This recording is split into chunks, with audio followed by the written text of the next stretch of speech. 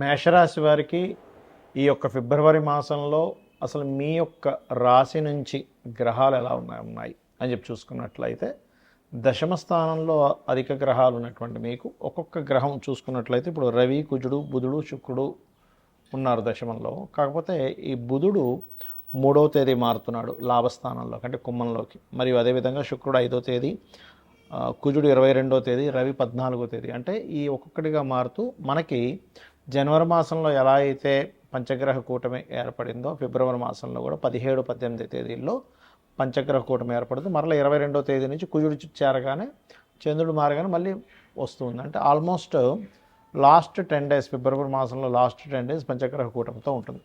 అదేవిధంగా మీకు ఏలినాటి శని నడుస్తుంది. చంద్రుడు కర్కాటక నుంచి ప్రారంభమై కర్కాటకం వరకు వస్తాడు. మరియు కేతువు, చంద్రుడు కలిసి 3వ తేదీ మనకి సింహరాశిలో కలుస్తున్నారు కూడా. ఇక 3లో గురువు. ఈ యొక్క గ్రహస్థితిని అనుసరించి మీకు ఎటువంటి ఫలితాలు జరగనున్నాయి, ఏ దేవత ఆరాధన చేసుకోవాలి, ఏ విషయాల పట్ల మీరు జాగ్రత్తగా ఉండాలి అనేటువంటి అంశాలు చెప్తుంది నేనైనప్పటికీ చెప్పిస్తుంది సాక్షాత్ లలిత అమ్మవారిగా భావిస్తూ ఇక్కడ గమనించుకున్నట్లయితే ఫస్ట్ హాఫ్ అంతా కూడా దశమంలో ఉంటూ గ్రహాలు సెకండ్ హాఫ్లోకి వెళ్ళేసరికి లాభంలోకి వస్తున్నాయి. అంటే దీనికి సంబంధించినటువంటి విషయంలో మీ యొక్క లగ్నాధిపతి ఎప్పుడైతే దశమంలో ఉన్నాడో వృత్తి అభివృద్ధిని, వ్యాపార అభివృద్ధిని, ఏదైనా కొత్తగా అంటే దశమంలో ఉండే గ్రహాలన్నీ చతుర్థ భావాన్ని చూస్తాయి కాబట్టి ఏదైనా ప్రాపర్టీ కానీ ఒక కొత్తగా ఏదైనా నేర్చుకోవడం కానీ ఖచ్చితంగా జరుగుతాయి. అయితే ఇక్కడ శుక్రుడు ఎప్పుడైతే ధనాధిపతి లాభంలోకి వెళ్తున్నాడో, ధనాధిపతి లాభంలోకి వెళ్ళడం అనేటువంటిది ఒక రకంగా చెప్పాలంటే మంచి విషయమే, వ్యాపార మూలంగా లాభాలు వస్తాయి. కానీ ఎవరికైనా ఫ్రెండ్స్కి లేకపోతే ఏదైనా షేర్ మార్కెటింగ్ రిలేటెడ్ సంబంధించినటువంటి విషయాలకు మాత్రం శుక్రుడు ఆ గ్రహాలతో కుంభంలో కలిసినప్పుడు మాత్రం సరైన విషయం కాదు. సినిమా ఫీల్డ్ ఇట్లాంటి వాటిలో, క్రియేటివ్ ఇట్లాంటి వాటిలో మనీని వెచ్చించేటువంటి విషయంలో గుర్తుపెట్టుకోండి. ముఖ్యంగా 3లో గురువు ఉన్నందుకు మంచిగానే మాట్లాడుతూ మంచిగానే ఉంటూ కూడా ఒక్కొక్కసారి మిస్అండర్స్టాండింగ్స్ జరుగుతుంటాయి. కాబట్టి కాస్త జాగ్రత్తగా ఉండండి. అందులో ముఖ్యంగా 3వ తేదీ, 4వ తేదీ ప్రధానంగా ఏదైనా నిర్ణయాలు తీసుకునేటప్పుడు కాస్త జాగ్రత్తగా తీసుకోండి. మరియు అదేవిధంగా వివాహ సంబంధించినటువంటి విషయంలో వివాహ సంబంధించినవి కుదురుతాయి, అందులో ఎటువంటి సందేహం లేదు. కాకపోతే ఈ లాభంలో అధిక గ్రహాలు ఉన్నందుకు 12వ స్థానంలో శని భగవానుడు నుండి ఏనాడు శని నడుస్తున్నందుకు వివాహ జీవితం విషయంలో జాగ్రత్తగా ఉండండి. సక్సెస్ రేట్ అయితే ఖచ్చితంగా పెరుగుతుంది. ఉద్యోగస్తులకి కొంత ప్రమోషన్స్ కూడా లభిస్తాయి. కాకపోతే ఏలినాటి శని నడుస్తుంది కాబట్టి మీకు దగ్గరలో ఉండేటువంటి గోశాలకు వెళ్ళి అక్కడ గోవులకి బెల్లము తినిపిస్తూ ఉండండి, ఖచ్చితంగా బాగుంటుంది. చాలామంది గోచార ఫలితాలతో పాటు జన్మజాతకం చూపించుకుంటే అసలు ఎటువంటి విషయాలు తెలుస్తాయని నన్ను చాలామంది అడుగుతున్నారు. దానికి నేను మీకు ఒక క్లారిటీ ఇస్తాను. మొట్టమొదటిగా మనకి జన్మజాతకం అనేటువంటిది ఇలా ఏర్పడుతుంది.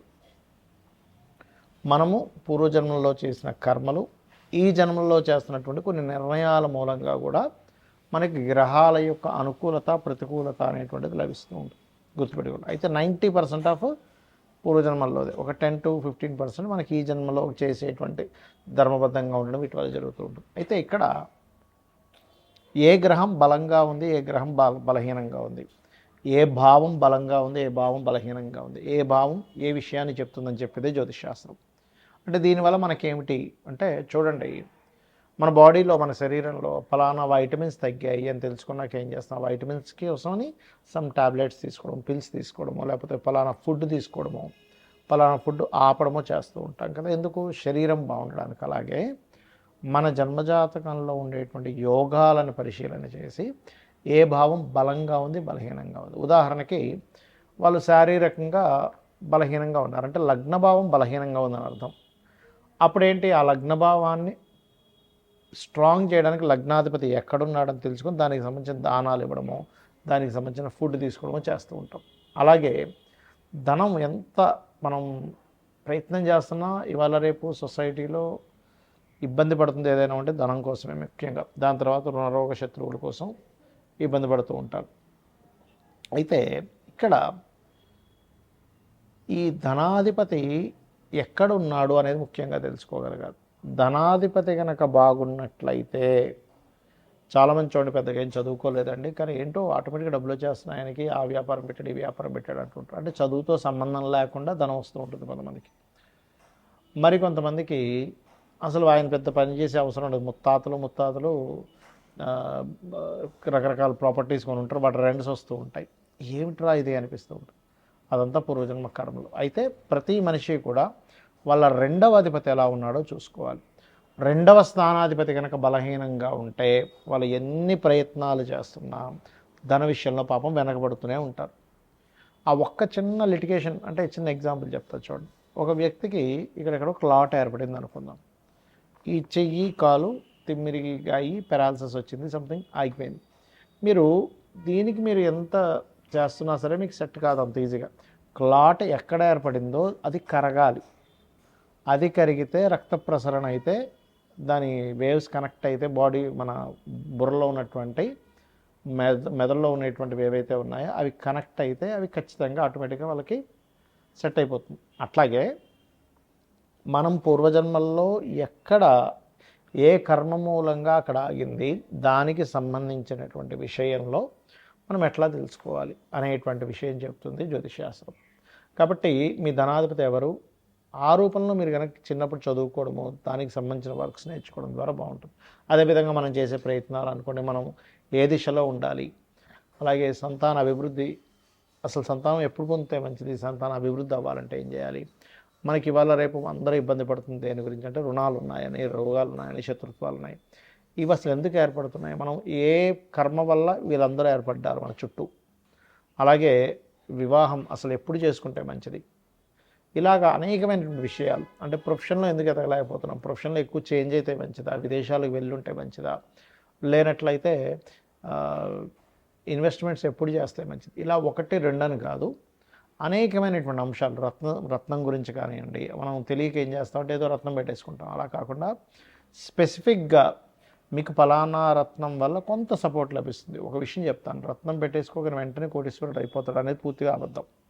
కొంత మీకు సపోర్టివ్గా ఉంటుంది. ఎలా అంటే ఒక మనిషి చూడండి డిప్రెషన్లో ఉన్నప్పుడు ఒక ఫ్రెండ్ వచ్చే ఎందుకు ఏమవుతుంది ఏం కాదు అని ఒక మాట మనకు తెలియని ఒక గుండె ధైర్యాన్ని ఎలా ఇస్తుందో, సేమ్ యాజ్ ఇట్ ఈజ్ మీరు ఏదైతే రత్నాన్ని ధరిస్తారో ఆ రత్నము కూడా మీరు ఏదైతే స్పెసిఫిక్గా పలానా గ్రహం బాగుంది అన్నప్పుడే ధరించాలి. అదర్వైజ్ మీరు రత్నం అవాయిడ్ చేసేసి చక్కగా రుద్రాక్షం లేకపోతే మీ ఇష్టదైవం యొక్క రూపైనా ధరించవచ్చు. అలా అసలు మీరు రెగ్యులర్గా చేసేటువంటి పూజలో ఏ దేవతని ప్రత్యేకంగా మీరు కనుక పూజించినట్లయితే మీ పూర్వజన్మ కర్మలు తగ్గుతాయి అనేటువంటిది ఉంటుంది. సరే జాతకం లేదు, అప్పుడు ఏం చేయాలి, ఫైనాన్షియల్ గ్రోత్ కావాలి అనుకుంటున్నారు, ఓం సంపత్కరీ సమారూఢ సింధుర ప్రజ సేవితాయ నమః, లేదా ఓం ధర్మాధ్యక్ష ధనాధ్యక్ష ధనధాన్య వివర్ధనే నమః అని చేసుకోండి. అలాగే అది అప్పులున్నాయి, ఓం అపర్ణాయ నమః అని చేసుకోండి. లేదండి నాకు ఉద్యోగ సంబంధించిన విషయంలో ఇబ్బంది ఉంది, ఓం మాణిక్య మకుటాకార జానుద్వయ విరాజితాయ నమః. అలా కాదు, ఎంత సంపాదిస్తున్నా లేకపోతే ఏం చేస్తున్నా నాకు హ్యాపీనెస్ లేదు, లేదా బిజినెస్ ఇంప్రూవ్మెంట్స్ అవ్వట్లేదు అనుకునేటువంటి వారు ఓం ఇంద్రగోప పరిక్షిప్త స్మరతోనా భజంగికాయే నమః అని మంత్రం చేసుకోండి. ఇలా ఒకటి రెండని కాదు, మీరు ఏదైతే అనుకుంటారో ఆ సంకల్పం మనసులో, అంటే మీరు పలానా ఉద్యోగం రావట్లేదనో, ఇప్పుడు వివాహమే అనుకోండి, ఓం కామేశబద్ధ మాంగళ్య సూత్ర శోభిత కందరాయ నమః. అంటే ఇక్కడ ఏంటంటే చాలామంది చేస్తున్న మిస్టేక్ ఏంటంటే ఆ సమయం వచ్చిందో లేదో జన్మజాతకంలో చూసుకోకుండా అది రావట్లేదు అది అవ్వట్లేదు అని బాధపడుతూ ఉన్నారు. అంటే ఎలా అంటే ఉదాహరణకి ఒక విత్తనం వేసి ఒక భూమిలో ఒక విత్తనం వేసాం, అది చెట్టు వస్తుంది, మొక్క వస్తుంది.